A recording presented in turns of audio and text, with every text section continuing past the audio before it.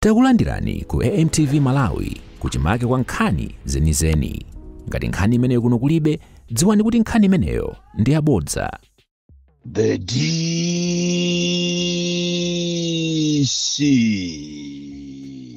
President wanthu osauka woyamba kuno ku Malawi kuzakhala kovuta kuti ine ndizasiye zimenezi, chifukwa izi ndimalankhula zimakhala zikuti zikuchoka pasi pa mtima, ndipo ena akhoza kumadana nazo, koma this is a passion.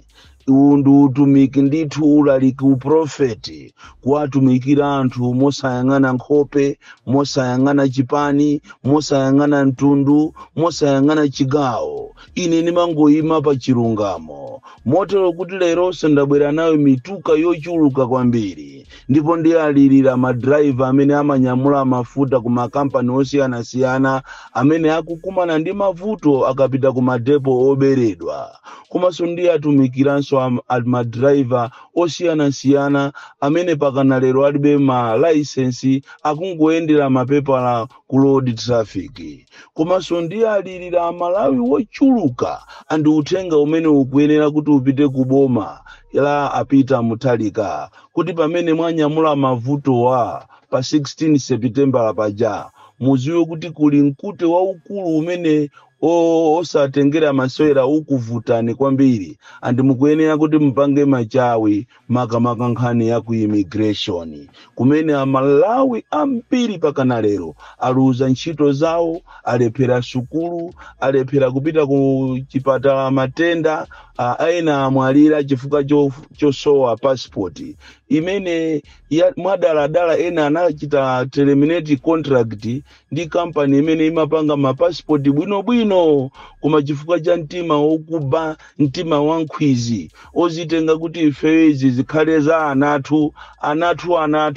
Lero mwana uja ndoyo anayiwononga immigration kunali kuli akadaulo, kuli anthu ogwira ntchito bwinobwino koma akulephera kuchita operate chifukwa cha mistake ya munthu wina ndi mwana wache, chifukwa chongofuna makobiri. Koma tisanafike kumeneko, ndafuna ndipereke uthenga wapadera umene siwachokera kuboma, makamaka zokhuzana ndi nifi. Anthu ambiri muziko muno akuyimba mafoni kwa president wawo wa anthu osauka kumafunsa kuti kodi tidamva kuti nifi idasekedwa maofesi, koma anifiwo adakabwera m'mizimu kumavuta, kumatenga ndalama osapereka malisiti, komanso kumasintha ma account kumatiuza kuti tikasiye ndalamazo ku banki koma ku account ina, ndipo akunka nawo pcheza pena akumabwera mwina anthu ochuluka mwina 14 kuzafuna kulanda katundu wa anthu. Kodi tipange bwanji?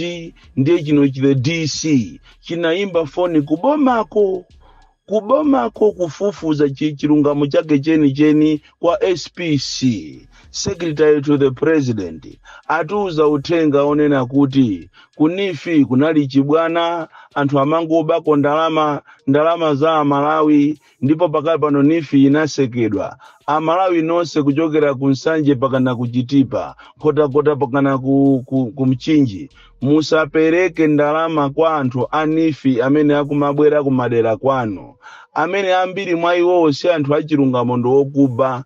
Boma likunena kuti likonza ndondomeko yoyenera kuti anthu mukapereka, ati isi ngongole kuti ati inuyo mungu oja osazapereka. Ayi, ndalama ya boma simadyedwa, ndi milandu yaikulu. Amene muli nazo ndalama musunge kaye magulu mwanumo, aboma ayika ndondomeko ina ya nyuwani yokuti mukaperekere ndalamazo. Amene akumabwera m'mizi mwanumo, m'madera mwanumo, ndikumatolera ndalama anthu amene ndo okuba, akuti musawapase ndalamazo. Undu uthenga umene ukuyenera uchoke, umene upite kwa inuyo Amalawi nonse ochokera kuboma. Akulankhula onde ya boma nkutheka so kuti apanga official communication kuti ino Amalawi mudziwe kunena kuti nifi inasekedwa. Kumeneko kunali phwando la Akakowa kumpeza wankulu kumene koko wanifiyo akumachola dansi kukondwera ndalama zokuba ndiye anaona kuti kuli zibwana zazikulu ndipo nifi anayimisa enawo akumene akumakusindirani ma akauntiwo akufuna mukayike ndalama mu akauntiyo kuti abe ndalama. Izi uthenga umene pakufunikiranso ino aboma mupange machawi kwambiri chifukwa ndalama za nkhaninkhani zikhonza kubedwa. Lero ndi alirira Malawi ambiri amene ni ma truck driver amene amanyamula mafuta kuchokera ku Tanzania misewu yovuta kwambiri andi nkhani ya misewu boma so munayenera kuti muganizire chifukwa ngati misewu yavuta ngati kuchiweta kukafika ku Karonga kuchikwawa kukafika ku Msanje kusalima kukafika ku Baraka misewu yavuta kwambiri andi ndi death trap andi izizi aboma munene akuziganizira. So awa madriver onyamula mafuta awa amati akakatenga kumene kuja mafuta malamulo amanena kuti mafuta ngati ashota ndi 600 liters amene wowo musawasise iyayi. Koma ngati ashota ndi 500 ndiye kuti mukhoza kusisa chifukwa malamulo ndionera kuti mafuta aja chifukwa cha radiation ndi kaendedwe amakonza kumene kuja kunyamula 1000 liters mwachisanzo kufika nawo kuna amakhala akuti asika okha chifukwa cha zina ndi zina kuyenda komanso kutentha. Choncho madrivers ambiri akuberedwa chifukwa malo ambiri kumene akumakasisa maujeneja amaiseka mita ijayo sikero ija amaiseka imene ijayo ncholinga kuti mafuta aja asalowe mwachilungamo chiwerenge molakwika akasalambuyo mu abe mafuta aja azigulisana okhaoka kumagulisana mwa madiru. Kuli madiru woopsa kwambiri amene akumpwetekesa driver amene alibe china chilichonse. Ndamva chisoni nkulu ina amene amayang'anira ana amasiye ochuluka kwambiri amubera mafuta okwanira 1.8 1800 liters oti mafuta amene wawa atazidulidwa ndi iyeyo. Choncho aboma amene mmayang'anira za mafuta tapitani mukaone mmadepo ambiri mukaone kuti kodi zoyezera mafutazi zikuyeza mwachilungamo.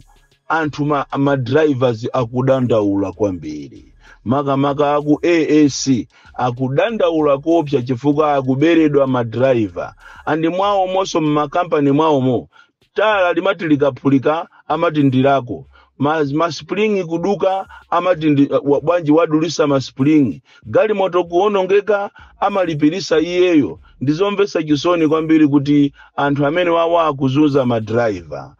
Anthu ena amene ndikufuna ndi alirire mama uno ndi madriver osiyana komanso anthu amba amene akufuna kumayendesa magali moto kwa nthawi yayitali sopano mwina zaka ziwiri zapitapo kupita ku road traffic sumapezako kumene kujako kuli ma license.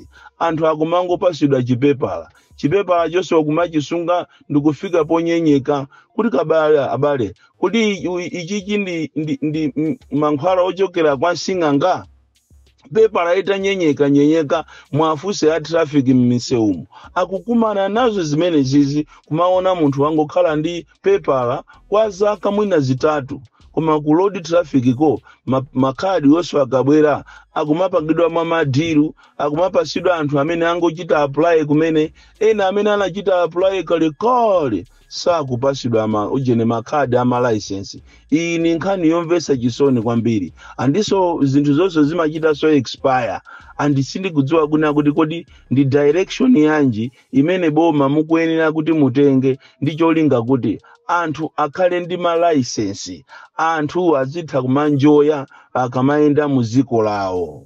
Nkhani imene ndikubwera nayo ina yayikulu imene aboma pamene mukutenga boma ilili pamene mukufuna kulamulira paka na 2030 a DPP ndi nkhani yokuti muyangane a sensitive issue imene ikuchitika ku immigration. Amalawi ambiri akumuimbira president wao kumadandaula kunena kuti ku immigration zinthu sizi kuyenda akadaulo aliko ndithu ku immigration koma pakana lero miyanda ya anthu akuvutika kuti apeze passport. Ena alephera kupita ku sukulu, ena amwalira chifukwa chofuna kupita ku chipatala koma kunja, koma kulephera kupita kunja chifukwa cha kuvuta kwa chani, kuvuta kwa passport. Ena anachoka ku South Africa, maiko osiyana kubwera kuti azapeze passport. Lero passport ija ikukhala chinthu chodulisisa kwambiri. Kulipira ena kulipira mwina katatu, ena kawiri, ndalama za nkhani ndiye kuliso madoba. Vuto la Malawi so city mamva kuli madoba okuba akuabera anthu ku immigration kuanamiza kuti tikupangirani passport within 2 days. Munthu nanga wavutika akufuna apite ku South Africa, akufuna apite ku America, akufuna apite kunja kuti akagwire ntchito kapena ku sukulu, munthu akungopereka ndalama. Iyi ni nkhani imene mwina abwana kumene muliko ndi mmene mwayambira muja mwayambatu bwino kwambiri, zonyadisa kwambiri. Kumalawi kuno kukukhala ngati siwono anthu apuma mpweya wina wa nyuwani kumaliona kuti akukhala muziko lawo. Mmene mwayambira muja mukanasa nkaso mwina anduna ena ogwizana ndi ministry imeneyi, Homeland Security, kuti mwina nkhani imene ya mapassport ayiyang'ane nsanga chifukwa Malawi akuzunzika koopsa. Nkhani ina yomalizira imene tikufuna kukamba pano, it is to do with education, especially the private schools. People are happy that now we have free education from primary to secondary. But still more, there is another sector that you need to look into, the private secondary schools. These people are charging too much. Even in the Asian community is complaining that they are being, forced to pay, millions of kwachas for a student at a particular school. There is need to have a deliberate policy to have these private schools checked, because it is too much now. They are charging too much for one to send a student or a lad to school. It takes someone to pay almost 10 million, 8 million in private secondary schools. You cannot send a child to go to secondary school like private secondary school like St. Andrews. They are charging too much. So people are asking the president, government, to look into this area as well. While you are trying to bring sanity, you are trying to promote education in Malawi, there is need also to check these private secondary schools because they are charging too much. Kumangomva kutatu ndi mwenye, kuatu ndi nzungu. The economy is not allowing people to have enough money to pay for their children to school. It is too much.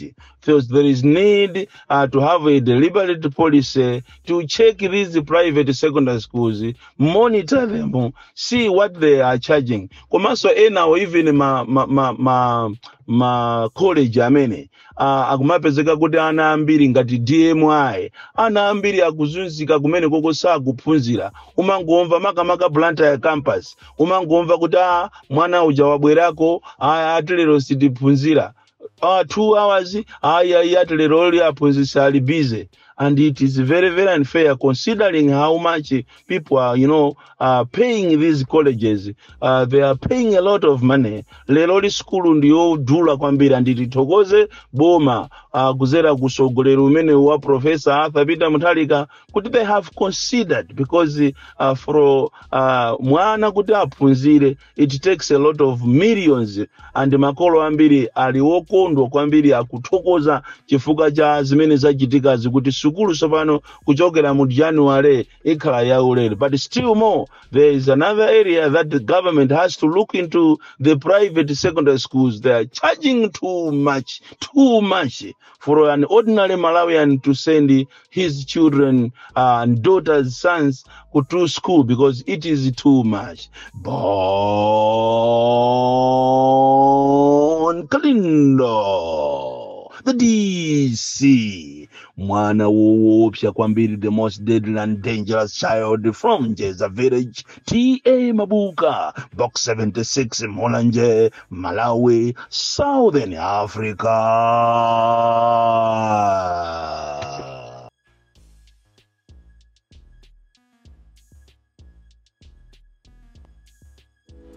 Osayiwala kupanga subscribe ku channel ya AMTV Malawi.